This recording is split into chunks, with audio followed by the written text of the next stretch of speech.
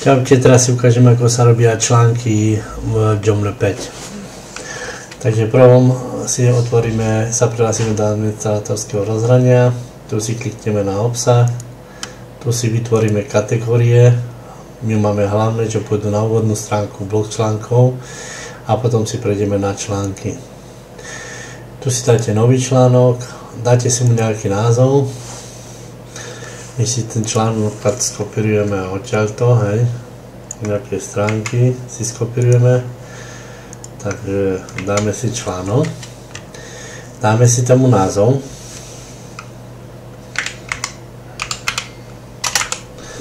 úvod a článok máme teraz, dajme tomu napísaný.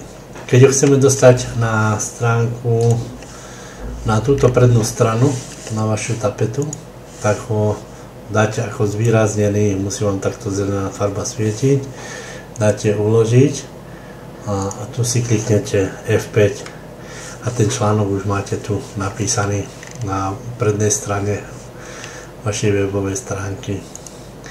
Keď chcete upravovať článok, napríklad tak všetko, čo budete upravovať, musíte označiť, ako ja som ľavou myšou, môžeme zrušiť text, môžeme urobiť napríklad preklik. Tu si kliknete na tieto tri bodky a napríklad skopírujeme si link CTRL-C, označím napríklad videogalériu, hej. Tuto si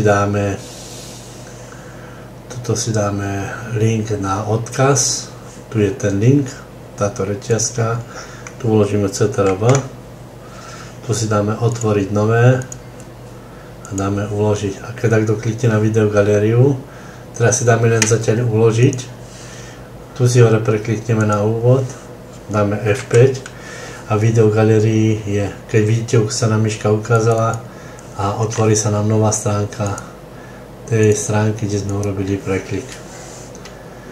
Takže videogaleria je tak, keď chcete zrušiť, len kliknete zase na tú reťazku, na túto vedľa a tým pádom ste odkaz zrušili.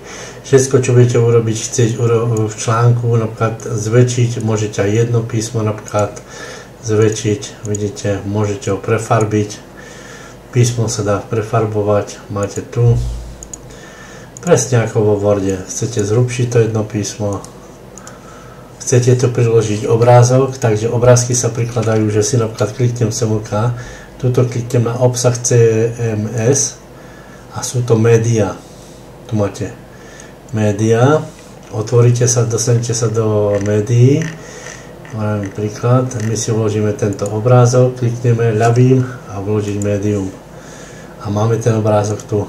Teraz si klikneme a dáme si na ľavú stranu, aby sa nám text dostal. Dáme zatiaľ len uložiť, pozrieme sa na stránku F5 a vidíte, že mám to tu pekne urobené, ako som to chcel. A máte to tu nahodené už aj s obrázkom na ľavej strane. Môžete si text označiť a dať ho napríklad do stredu, tak ako vo Worde, to môžete mu dať odseky, tuto, dá sa to všelijako urobiť, tu sa vraciate šípkou dozadu, takže tu sa dáva, média je na onej. Keby ste mali veľmi dlhý článok, tak kliknete myšou sem a dáte čítať ďalej, urobí sa vám takáto čiara, dáte uložiť, otvoríte F5 a dáte čítať ďalej. Keď sa klikne takto na čítať ďalej, otvorí sa mu komplet celý článok a môže si ho prečítať celý. Keď klikne na úvod, to sa robí vtedy, keď sú veľmi dlhé články v Joomle, takže dáva sa čítať. A keď to chcete zrušiť, kliknete sem a vrátite sa späť a tým pádom čítať ďalej ste už zrušili. Tým pádom máte celý článok, sa vám ukáže ďalej. Takže môžete to tu upravovať, vravím, fotky, obrázky sa vkladajú sem, média, čítaj ďalej, je tu. Tu keby ste chceli pridať modul nejaký, tak mu pridáte a nájdete si ten modul, čo chcete tam pridať, aby vám ukazovalo. Vravím, všetko musíte označiť takto myšou, ľavou a povedať mu, že chcem, aby to bolo hrubé, alebo chcem, aby tam bol iné písmo, alebo dačo také. To je zatiaľ ku článkom. Potom už keď skončíte ten článok, že ho máte a vidíte, tu si preklikujete z administrácie na webovú stránku a keď ste spokojní s tým stránkom, s tým článkom, tak dáte len uložiť a zavrieť. Článok máte hotový. Toto vám svieti žlté, že to je zvýraznený článok a všetky zvýraznené články sú na tejto prednej strane. Potom ešte, keby ste chceli to dať, tak tu si prehadzujete kategóriu a tu si prehadzujete, hlavné články budú na prednej strane, bloky článkov si urobíte, keď tie kategórie budete mať urobené, tak tu si prehadzujete kategórie len. Zvýraznený, keď nedáte zvýraznený článok, nebude na prednej strane, budete ho mať pripravený, ale napríklad môžete ho prideliť ku nejakému inému modulu alebo ku nejakej inej tejto. Takže ja som spokojný, dám uložiť, zavrieť a tým pádom článok máte hotový. Ďakujem za pozornosť.